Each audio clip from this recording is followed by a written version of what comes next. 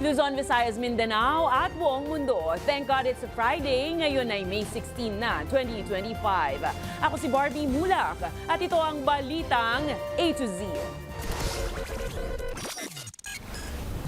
Matapos ang warrant of arrest ng korte kina Harry Roque at iba pa, Cassandra Ong hindi pa lumalabas ng bansa ayon sa records ng immigration. Pero abogado ni Ong na si Ferdinand Topacio, tikom ang bibig kung nasaan ang kanyang kliyente. Malacanang, pinabulaanan ng buwelta ni Roque na political persecution ang pagpapaaresto sa kanya. DOJ, tatapikin na nga ba ang Interpol? Proclamation ng Magic 12 Senators. Matapos ang 2025 midterm elections, kasado na ngayong Sabado. Nagbabalik Senado na si Tito Soto, handang umupo bilang Senate President. Trapiko sa EDSA, inaasahang mas bibigat pa sa pagsisimula ng EDSA Rehabilitation Project. At sa showbiz, OPM rock band Lola Amor may libreng concert kasabay ng launching ng kanilang upcoming single na Misbehave. Magandang gabi, pambungad sa ating newscast. Iginigiit ng Bureau of Immigration na nasa Pilipinas pa si Cassandra Ong matapos maglabas ang korte ng warrant of arrest sa kasong qualified human trafficking kaugnay sa Pogo operation sa Porac, Pampanga. Pero ayon sa mismong abogado ni Ong na si Ferdinand Topacio, wala siyang alam sa kinaroroonan ni Ong. Ang Balitang A to Z ni Kim Salinas. Ngayong naglabas na ang Angeles City Regional Trial Court ng warrant of arrest laban kay Filipino-Chinese businesswoman Cassandra Ong, siniguro ng Bureau of Immigration na hindi dapat maulit ang nangyaring pagpuslit noon ni Alice Guo at Ong sa kamay ng mga otoridad. Giit ng BI, may ugnayan na ito sa counterpart sa ibang bansa. Pinaaresto na ng korte sina Ong, dating Duterte spokesperson Harry Roque, at iba pa dahil sa non-bailable na kasong qualified human trafficking kaugnay sa Pogo operation sa Porac, Pampanga. Yes, wala po tayong nare-record na attempts na pag-alis nitong si Cassandra Ong. Lalabas po yan doon sa system natin, centralized database po natin, which is accessible sa lahat po ng immigration officers nationwide. Si Ong ay tinuturong bahagi ng Lucky South 99 Incorporated na operator ng Pogo sa Porac. Ayon sa BI, wala pang hold departure order laban kay Ong, ngunit nakaalerto pa rin ang mga otoridad. Nasa lookout bulletin na po siya along with a lot of other individuals that are linked to operation of their alleged illegal company. So nandoon pa rin po yan. Sa ngayon po, wala pa pong ini-issue ang korte na hold departure order because from what I understand po, it's yung korte, yung court cases po niya is nag-initiate pa lang po. Giit naman ni Attorney Ferdinand Topacio, ang abogado ni Ong, wala siyang alam sa kinaroroonan ng kanyang kliyente. Sa tanong na baka wala na siya sa Pilipinas, mahirap po yun sapagkat ang kanyang pasaporte ay nakumpiska po ng ating pamahalaan noong siya po ay ibinalik dito sa Pilipinas mula sa Indonesia. Pero giit pa ni Topacio, wala pa silang natatanggap na kopya ng warrant of arrest ni Ong. Kinumpirma ng Presidential Anti-Organized Crime Commission ang paglabas ng arrest warrant. Ayon sa PAOK, tama ang pagtahak ng investigasyon laban sa mga illegal na pogo. Nung ito po kasi ay in-introduce sa atin, ang sinabi po nito ay magdadala po ito ng maraming hanap buhay, magdadala po ito ng kaginhawaan sa ating economy, but ang pinakita po nito ay negative, kabaliktaran. Nagpakita po ito ng mga krimen, nagpakita po ito ng mga scamming, nagpakita po ito ng money laundering at human trafficking. Ayon pa sa PAOK, nagbigay na si Executive Secretary Lucas Bersamin ng kautusan sa PAOK at iba pang law enforcement agencies na pairalin ang tamang proseso ng pag-aresto laban kina Ong, Roque at iba pa. Kailangan maging professional sila, kailangan lagyan nila ng restraint, kailangan mag-adhere sila sa human rights protocol, At kung sakali namang mahuli itong mga nasasakdal, kailangan natin sila, i-secure natin sila during the operation. Nauna nang itinanggi ni Roque ang paratang at ngayon nasa Netherlands upang humiling ng asylum dahil sa aniyay political persecution. Para sa Balitang A to Z, Kim Salinas. Kaugnay niyan, inilabas na nga nitong Huwebes ng Regional Trial Court ng Angeles City, Pampanga ang arrest warrant laban kay dating presidential spokesperson ng Duterte administration na si Attorney Harry Roque. Pinabulaanan naman ngayon ng Malacanang na isa itong political persecution. Pero ang tanong, paano maaaresto ng mga otoridad si Roque kung siya ay naghahanap ngayon o humihingi ng asylum sa the Netherlands? Ang Balitang A to Z ni Ian Maghanoy. Plano na ng gobyernong arestuhin si dating presidential spokesperson ng Duterte administration na si Attorney Harry Roque, ang negosyanteng si Cassandra Leong at 10 iba pa dahil sa pagkakasangkot ng mga ito sa iligal na operasyon ng Pogo na Lucky South 99 sa Porac, Pampanga. Kasunod yan ng kumpirmasyong may arrest warrant na ngang inilabas ang Pampanga Court laban kay Roque na kasalukuyang nasa the Netherlands at humihingi ng political asylum doon. Pero paano nga ba aresto ng mga otoridad si Roque kung wala naman ito sa loob ng bansa?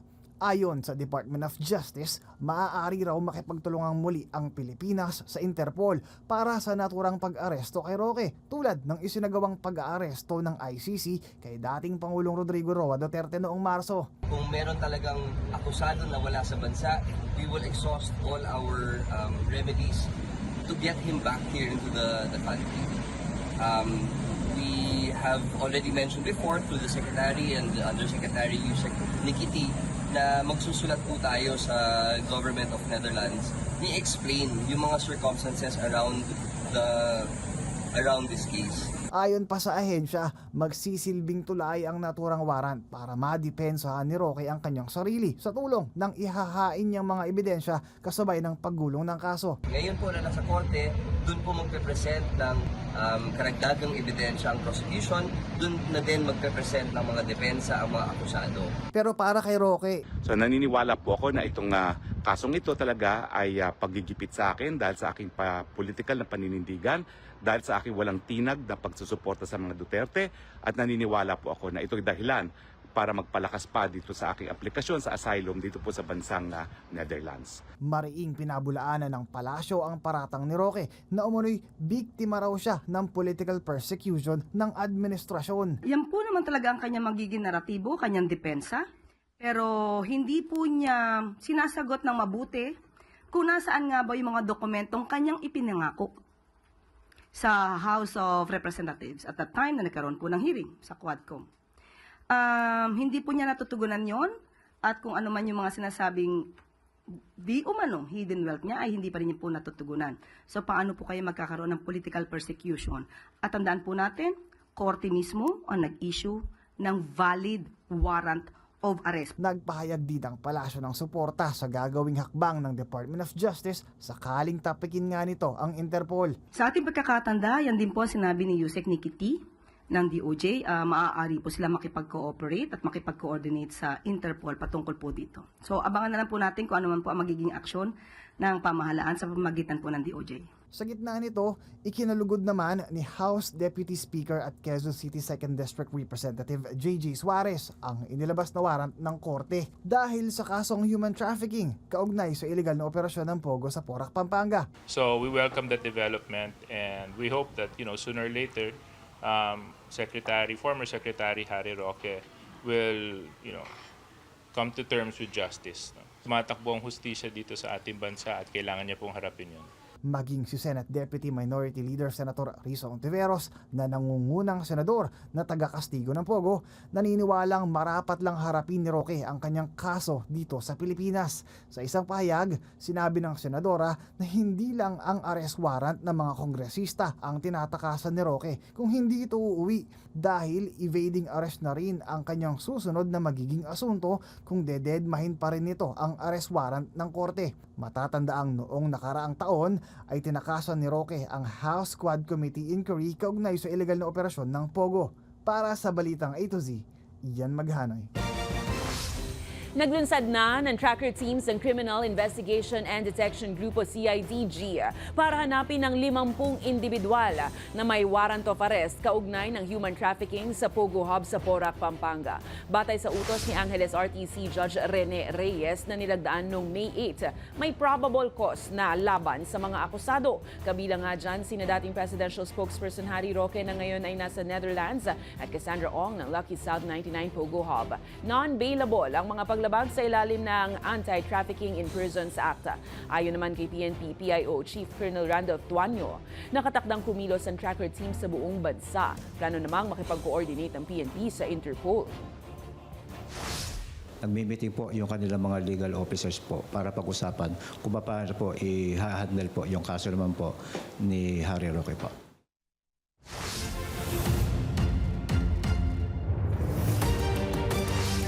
Nagpadala na ang COMELEC ng imbitasyon sa Magic 12 Senators na nakatakdang iproklama ang pagkapanalo ngayong Sabado, May 17.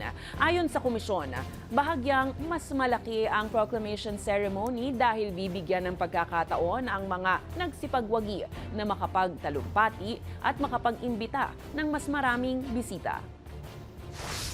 Papel na lang ang kulang, pero sure na ang listahan ng Magic 12 Senators na nakatakdang iproklama ng Commission on Elections ngayong Sabado, May 17. Wala naman nagbagong figures, wala naman nagbago sa kahit na development mula kagabi hanggang ngayong araw na to. So kung sino yung nasa ranking na yon, ay sure na po na yun ang mapoproklama ng National Board of Canvassers. Top 1 sa senatorial race, si re-electionist Senator Christopher Bongo na may 26 million votes. Kasama niya rin ang kapwa kilalang kaalyado ng mga Duterte na sina Top 3 Bato de la Rosa at Top 6 Rodante Marcoleta.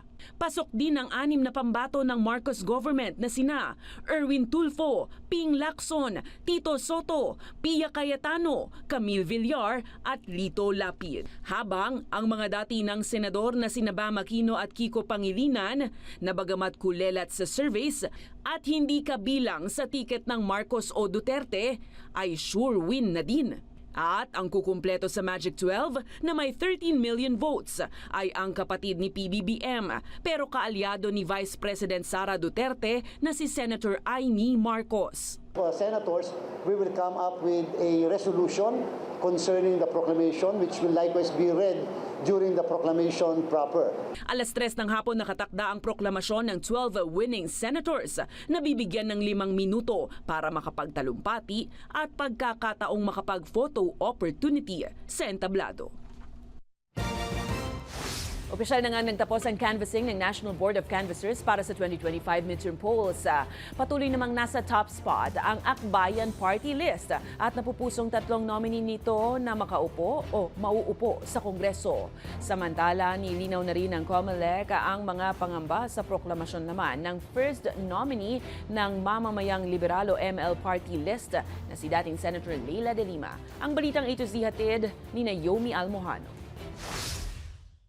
Number 1, yan ang final ranking ng Partidong Akbayan sa party list race ngayong 2025 midterm elections. Sa pagtatapos nga ng canvassing ng National Board of Canvassers o NBOC Huwebes ng gabi, nakakuha ng 2.7 million votes ang Akbayan.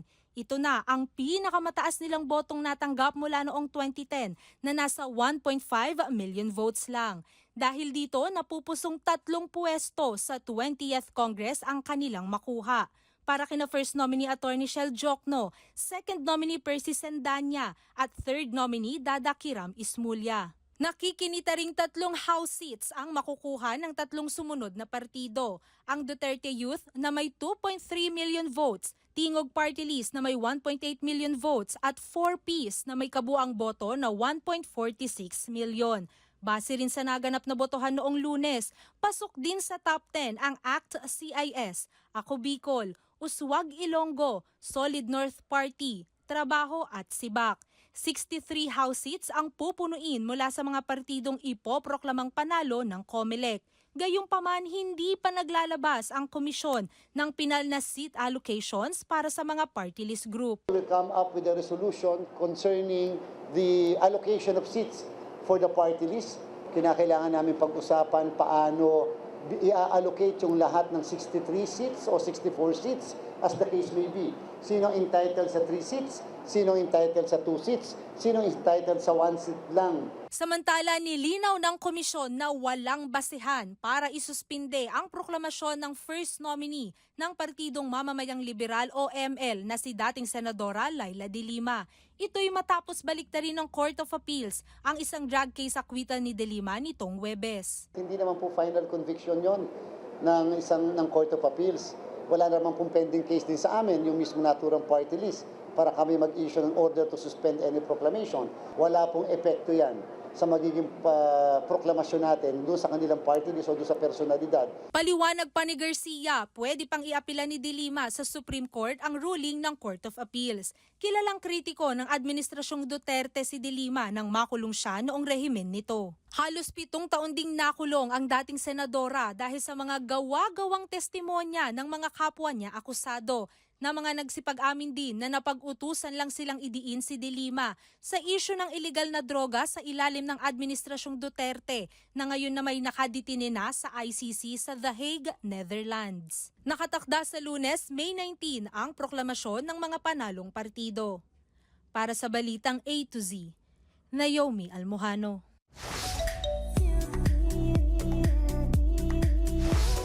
Angels Walk for Autism.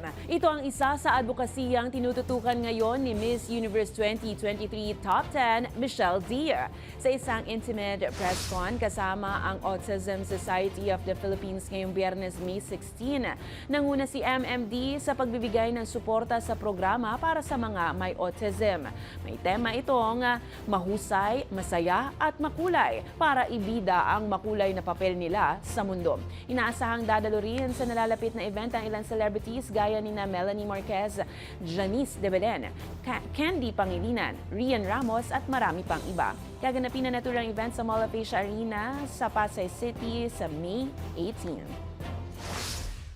I just wanted to enforce my support towards the autism community and everything in between as well. It's going to be a great year. We're going to have so many great projects. This Angels Walk is not just a sign of strength, but it's also to show the whole Philippines and the whole world how much further we can go. Abangan sa aming pagbabalik, Tito Soto handang umupo ulit bilang Senate President. Ilang senador nililigawan na nga ba siya?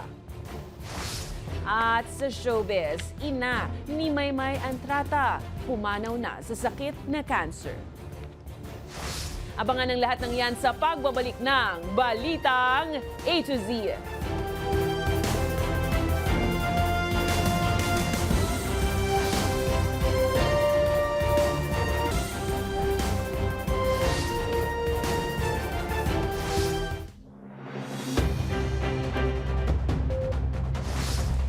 Nako, bad news po para sa ating mga motorista. Inaasahang muling sisipa ang presyo ng produktong langis sa susunod na linggo, batay sa 4-day trading. Sa abiso ng Department of Energy at pagtatansya ng mga industry source, maglalaro sa 95 centavos hanggang piso at 40 centavos ang dagdag sa kada litro ng gasolina. Posible namang umabot sa 2 pesos ang itataas sa kada litro ng diesel, habang hanggang 1 peso and 40 centavos naman ang maaaring dagdag sa kada litro ng kerosina. Bunsod ang taas ng presyo ng kasunduan ng US at China na bawasan ang taripa sa mga inaangkat na produkto sa loob ng 70 araw. At ang pagpataw ng US ng sanction o parusa sa mahigit 20 kumpanyang kasali sa oil trade ng Iran. Inaasahan naman ang pagbagal ng supply ng langis ngayong taon ayon sa OPEC, kasunod naman ng mababang capital spending dahil sa pagbaba ng presyo ng mineral. Inaasahan pang mas bibigat ang daloy ng trapiko sa EDSA. Sa gitna yan ng napipintong pagsisimula ng EDSA rehabilitation sa mga susunod na buwan. Kaya naman, pinaalis na ng MMDA sa Korte Suprema ang umiiral na temporary restraining order laban sa No Contact Apprehension Policy o NCAP para magamit nila sa pagmamando sa mga pasaway na motorista oras na magsimula ang malawakang EDSA roadworks. Ang balitang A to Z ni Ace Cruz. It's more than 300,000 vehicles ang dumadaan po dyan sa EDSA per day. So, napakabigat at napakadaming mga sasakyan na dumadaan. Hindi pa po kasama dito ang C5, Quezon Avenue, Road 10. Ganyan karami ang mga sasakyan dumaraan ngayon sa EDSA ayon sa MMDA. Ang problema, posibleng gumigat pa ang daloy ng mga sasakyan oras na simulan ang EDSA rehabilitation sa mga susunod na buwan. Dahil dyan, hiniling ng MMDA sa Korte Suprema na alisin ang Temporary Restraining Order o TRO sa No Contact Apprehension Policy o NCAP. Paliwanag ng MMDA, mas mainam ang no contact apprehension sa halip na parahin pa ng traffic enforcers ang violators na makakasagabal pa sa daloy ng trapiko.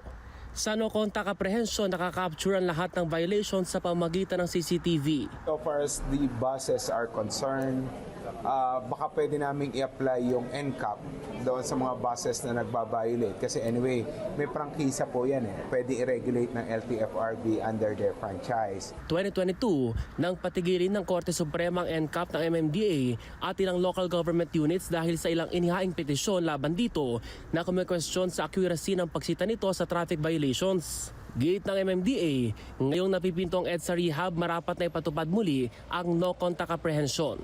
Batay sa plano ng Department of Public Works and Highways o DPWH, sakop ng rehabilitasyon ang isang segment ng northbound EDSA o mula Balintawak, Quezon City hanggang Monumento sa Caloocan.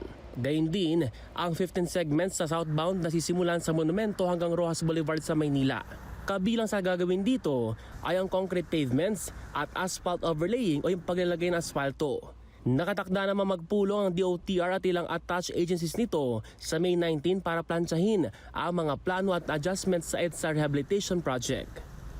Para sa Balitang A to Z, Ace Cruz. Samantala, aabot sa halos 70 mga sasakyan ang natikita ng MMDA Special Operations Group Strike Force at Western Traffic Enforcement District sa ilang bahagi ng Maynila matapos makatanggap ng mga reklamo ng illegal parking. Sinuyod ng mga otoridad ang Mel Lopez Boulevard, Delpan Street, Zaragoza at Moriones Street, Solis Street at Jose Abad Santos Avenue. Bahagi ito ng paglilinis ng mabuhay lanes na ginagamit bilang alternatibong ruta ng mga motorista. Bukod sa mga natikitan, may 19 pang sasakyan na na-tow naman at na-impound.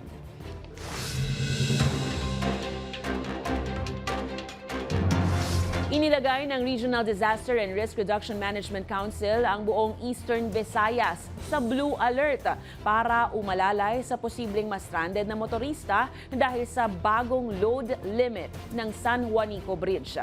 Nagbaba kasi kamakailan ng DPWH ng hanggang 3 toneladang limit sa pinakamahabang tulay ng Pilipinas. Yan ay para bigyan daan ang halos 2 taong rehabilitation project doon.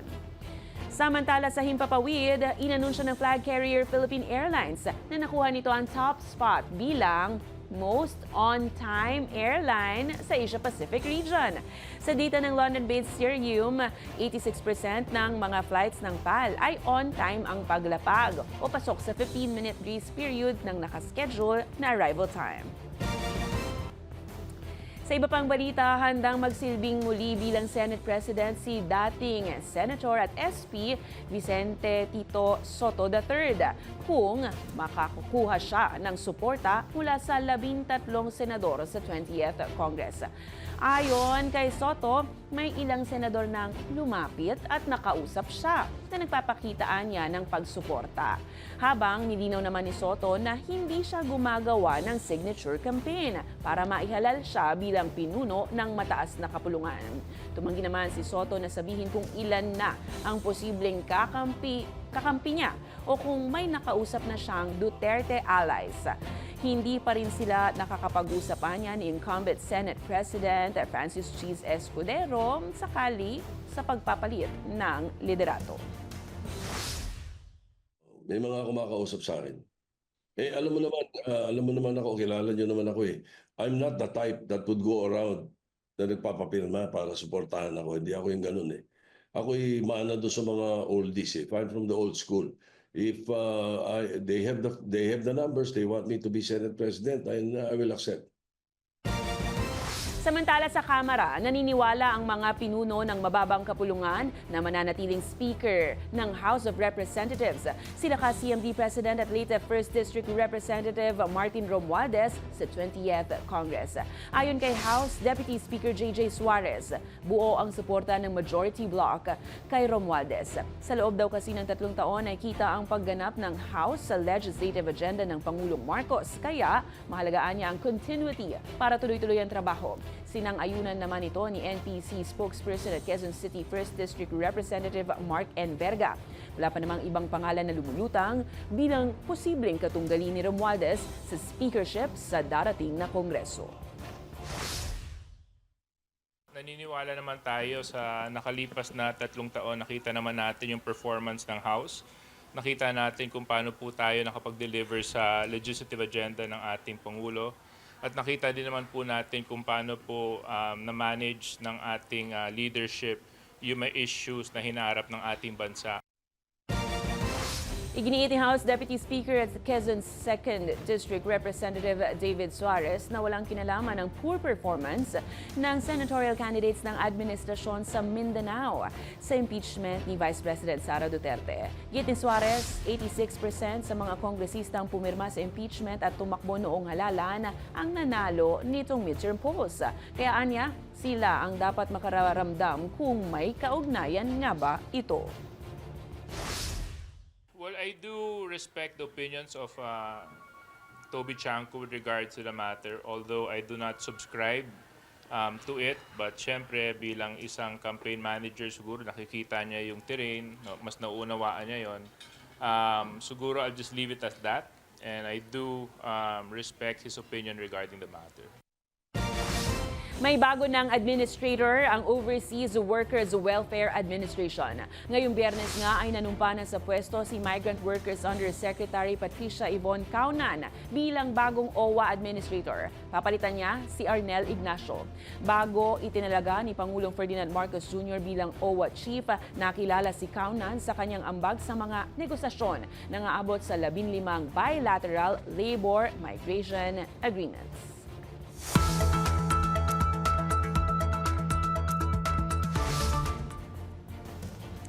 Mga ka-A to Z, sa mga nagbabalak po na mag-outing dyan ngayong weekend, habang wala nang pasok ang ilang chikiting, magdala po ng payong. Sa abiso kasi ng Weather Bureau Pag-asa, mula ngayong hanggang linggo, May 16 hanggang May 18, makakaranas ng maulap na kalangitan na may kasama pang kalat-kalat na pag-ulan, pagkulog at pagkidlat.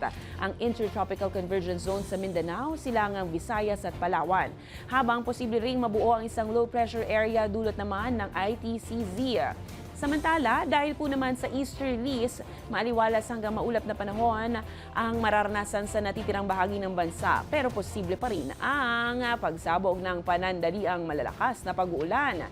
Kaya ingat pa rin po mga ka-A to Z at palaging maging ready anuman ang panahon. Susunod, maaliw kung paano spoil ang alaga ninyong dog sa ating Good Vibes Before Weekend. At OPM rock band Lola Amor, may surpresa sa fans. Ano kaya yan? Huwag bibitiw, tutok lang sa balitang A to Z.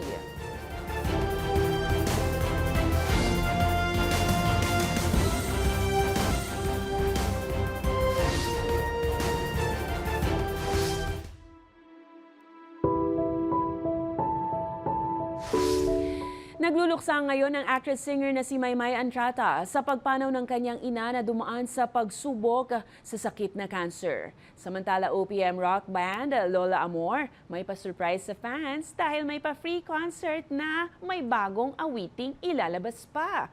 Ang balitang A to Z Showbiz ni Lane Garcia. Paalam, inay. Nagluluksa ngayon ang actress-singer na si Maymay Entrata sa pagpanaw ng kanyang inang si Mami Lorna dahil sa sakit na cancer. Sa kanyang Instagram, ibinahagi ng aktres ang malungkot na balita sa pamamagitan ng heartfelt message kung saan inalala nito ang mga sakripisyo ng kanyang ina na isang OFW. Sa parehong post, nangako rin si Maymay na babaunin nito ang lahat ng aral na kanyang natutunan. Ramdam sa mensahe ang pagmamahal at pagsaludo ni Maymay sa kanyang ina na pinasalamatan sa lahat ng sakripisyo sa pamilya. Matatandaang nito lamang Abril, nabanggit ni Maymay na may malubhang kondisyon ito. Habang nagpaabot naman ng dasal at pakikiramay para sa pamilya ng aktres ang ilang kasamahan sa industriya. Nakikiramay po ang balitang A to Z sa pamilyang naiwan ng nanay ni Maymay Entrata.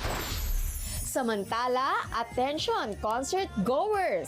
May bagong sorpresa na naman dahil may pa-free concert ang OPM rock band na Lola Amor kasabay ng pagdiriwang ng kanilang ika-9th anniversary. Nagaganapin sa Open Air Auditorium, Rizal Park, Manila sa May 30.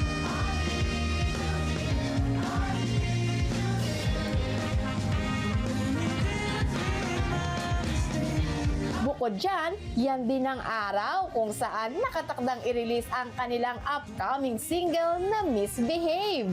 Ang exciting na balitang yan, inanunsyo mismo ng grupo sa kanilang Instagram. Matatanda ang kamakailan lamang nang maglabas ng bagong awitin ang Lola Amor na Dance With My Mistake. Nakilala rin ang banda sa kanilang hit song na Raining in Manila at Fallen. Para sa balitang A to Z Showbiz, Lane Garcia.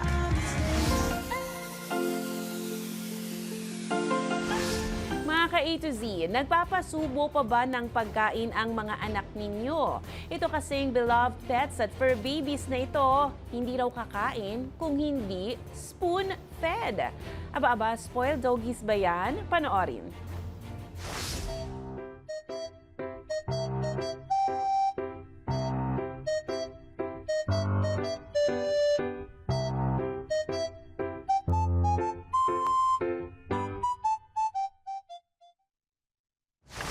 Kung kayo ay may kwentong kakaiba, mga kwento ng pag-ibig o storya ng inspirasyon at pag-asa, marito ang ibahagi. Sumali sa ating Facebook group na Balitang A to Z. Panoorin ang replay ng ating programa at sundan ang ating social media pages. Hanapin ang Balitang A to Z. Ang ating pabaong quote of the night ngayong Biyernes ay mula sa isang American author at speaker na si John Maxwell. Ang sabi niya, ang pagiging leader ay hindi nasusukat sa titulo o posisyon, kundi sa kakayahang maka-impluwensya ng buhay ng iba. At yan ang mga balita at impormasyon, mga kwentong may dalang inspirasyon na tinutukan ng Balitang A to Z. Ako si Barbie Mulak. Happy weekend po. Maging maalam, makialam. Magandang gabi sa'yo, Pilipinas.